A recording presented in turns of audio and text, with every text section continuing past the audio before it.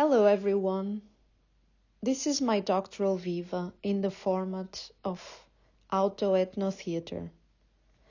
I start with a prologue where I guide the audience through a self-reflective meditation. Then we have the Master of Ceremonies singing Welcome to the Defense. Act 1 starts with a planner of the space introducing the research context, followed by a rupture of character to show one result. Then we have Act 2, user experience in real life, where I document creative tourists and artists' lived experiences through user journey mapping. Then we have testimonials of artists sharing their issues with fellow workshoppers and the audience. Finally, we have Act 3 as an open forum, where we have storytelling and interview setting and passage through questions and answers with the audience. We finish with a chairperson that invites the audience to return to the formal room of the public defense to have the jury's deliberation. Welcome everyone.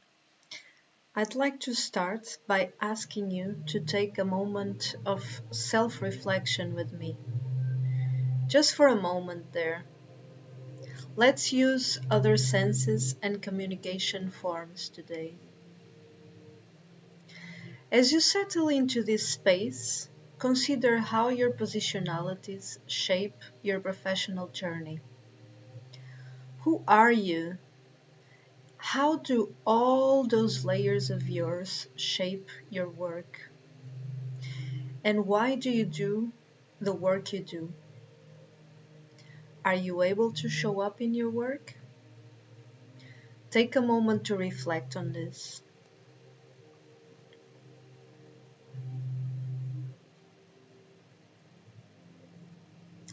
These questions have guided my research in tourism, as I've struggled with the expectation of neutralizing myself for scholarly composure.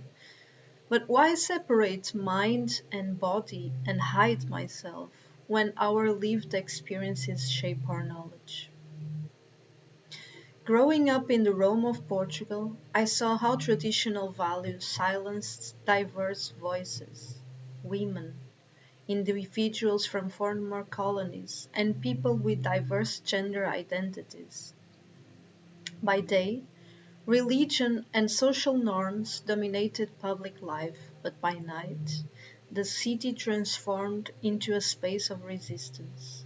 This shaped me, connecting me to those challenging the status quo, street artists, travelers, and the LGBTQI plus community with whom I identify with. Living outside the mainstream may seem cool and rebellious, but it often stems from deeper struggles. My 2 decades as freelance artist navigating precarious work reflect how sociopolitical structures affect individual experiences, and members of the so-called creative class of Richard Florida, part of the Portuguese context, usually needs to move abroad to make ends meet. So why go back, you may ask me, as I asked myself when deciding the fieldwork place. But the call to embark on this journey to Portugal is rooted in purpose. I feel it as a mission, as an exploration fueled by frustration, by situating my past experiences within a known context, and a network of non-conforming individuals that still struggle with precarity and wish for a change in a country that is more and more being transformed and taken over by tourism. This is my motivation to work at the intersection of tourism, sustainability, and creativity. Along the way, I encountered many paradoxes. Creativity and sustainability are too often used as greenwashing and art-washing labels in policy discourse, with little translation into action. Tourism as an industry further intensifies this by commodifying culture and creative activity, emphasizing market-focused results to gauge success, while overlooking the processes and informal collaborations that drive creativity. Developing good things takes time, but usually the focus is on the results and not so much on the journey to get there. My work revisits creativity as a process, drawing on Charles Landry's critique of one-size-fits-all approaches that prioritize quick fixes over navigating complexity towards collaboration and operational efficiency. Coming from an artistic background, I am process-oriented, and I value experimentation and testing. And so, I stepped into the shoes of a real user to capture my lived experience, while drawing on my multiple positionalities to inform user-centered tourism development. Using Lefebvre's triads on the production of space, I examined how planners, artists, and creative tourists shape creative spaces through policy analysis, auto and ethnographic studies, through arts and design-based methods. I chose Portugal's central region, where strategies emphasize integrated experiences, leveraging culture and heritage for regional tourism development. Yet, misaligned strategies, weak stakeholder engagement with power and gender imbalances, and over-reliance on conventional growth metrics continue to disregard the complexity and need for context-sensitive approaches. I aim to do more than critique. So now I ask you to gently open your eyes and let's explore how creative tourism experiences are conceived and produced on the ground.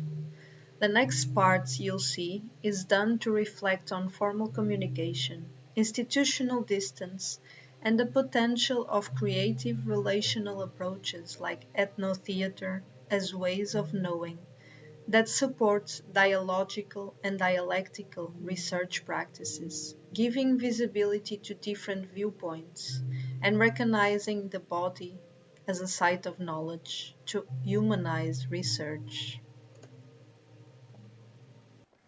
Oh, what a convenient place to have a falling defense, right? Oh, it looks marvelous.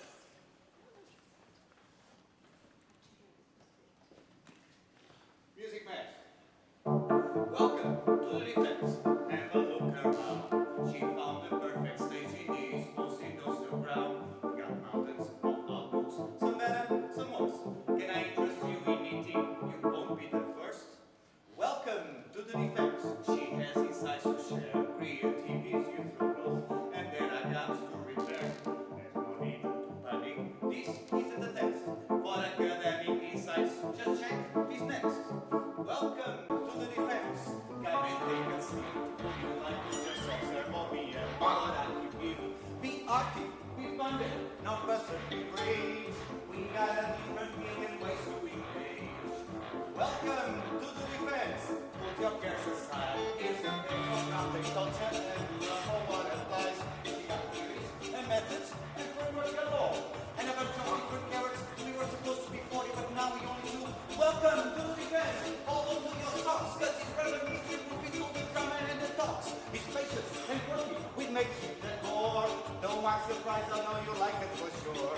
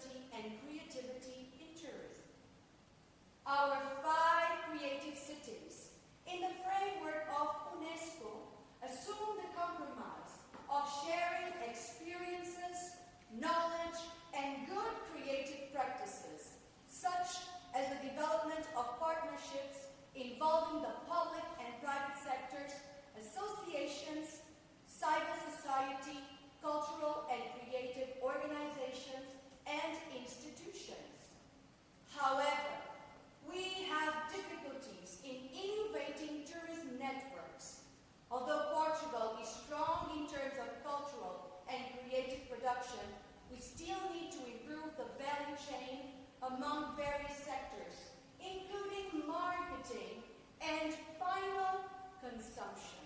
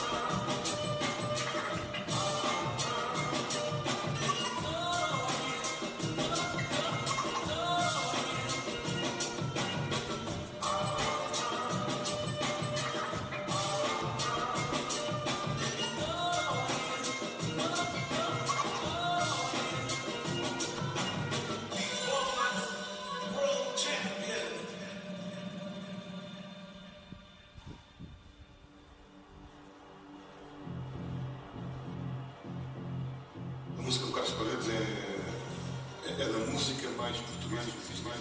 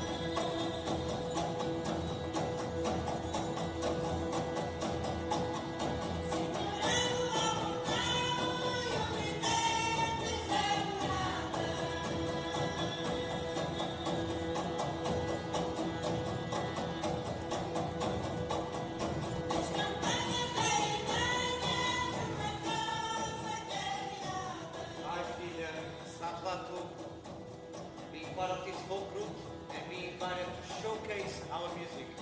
It's everything to me.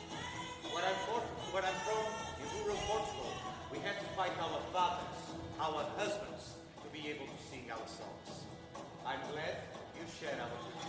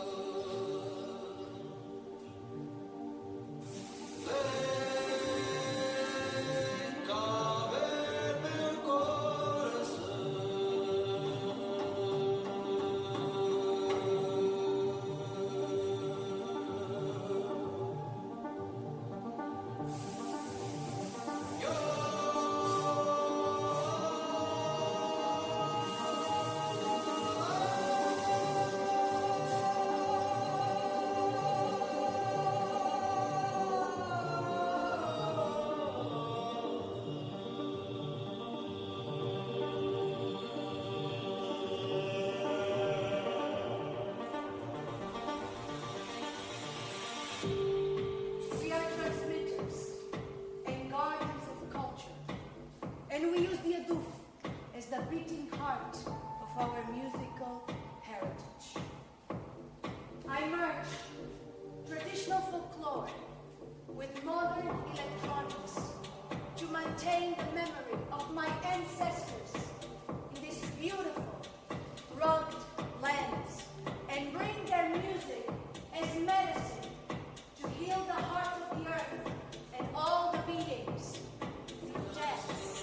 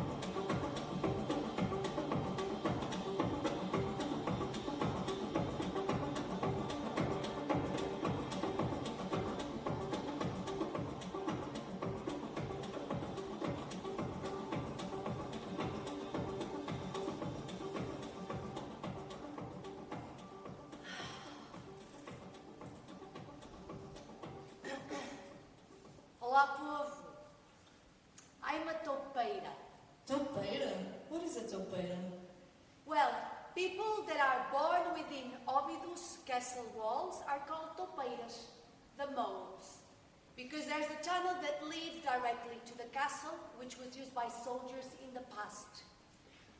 I have been working as an artisan my whole life, and now I'm a kind of Cristiano Ronaldo of Verguinha de Óbidos. Verguinha, what is verguinha? Well, verguinha is a ceramics technique that we share with Caldas da Rainha. But here in Óbidos, I am the only one still doing it. Well, this work requires time, patience, dedication, and it's very difficult to find people interested in learning the technique. How about the tourists? Are they not interested in learning this? Well, people that visit Óbidos, they don't stay overnight. They come here to our temporary carnivals, and they barely interact with us. Let's be honest. Who is left to use the village before and after these carnivals? It's us, as topeiras, the moles.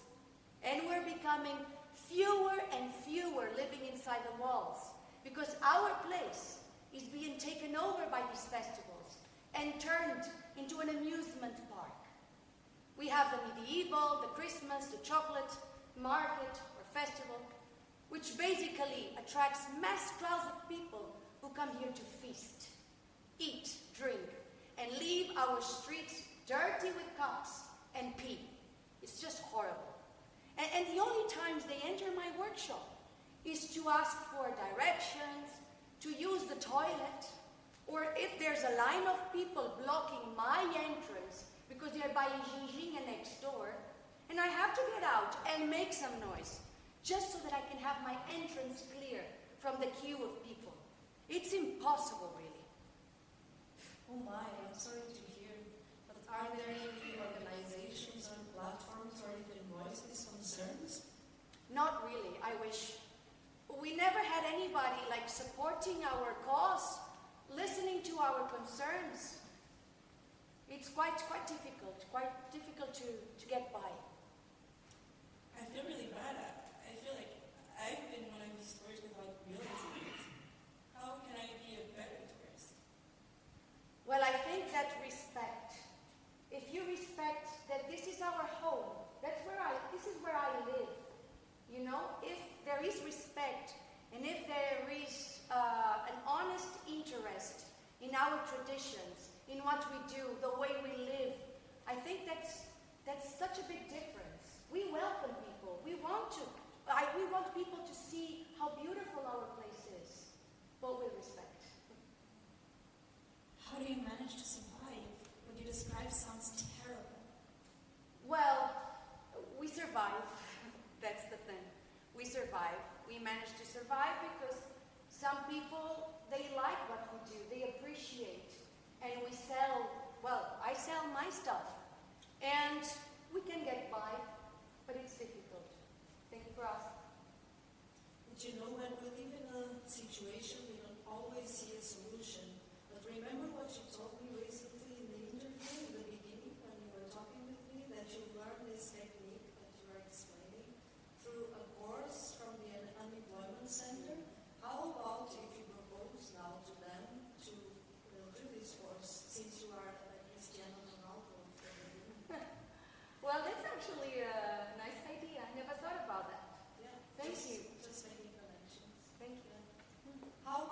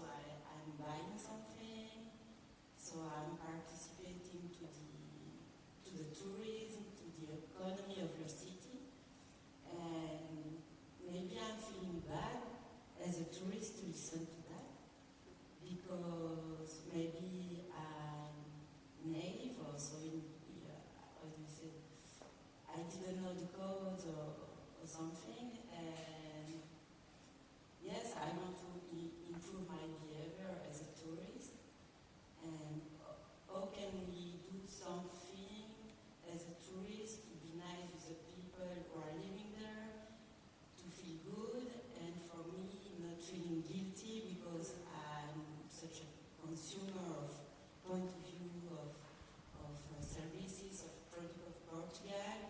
I don't know how to find the just balance. Do you feel good? For me to feel Yeah, good also. I think that by showing real interest and the way you are describing, I feel that you have interest in learning about traditions. You said that you are a consumer of Portuguese products, so it means that you try to mingle.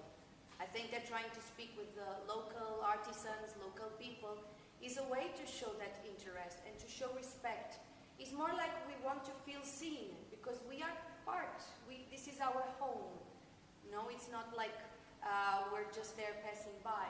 So I feel that with your interaction, you're already showing me something honest and something with real interest. I think that's the starting point for me. Thank you. Any more questions?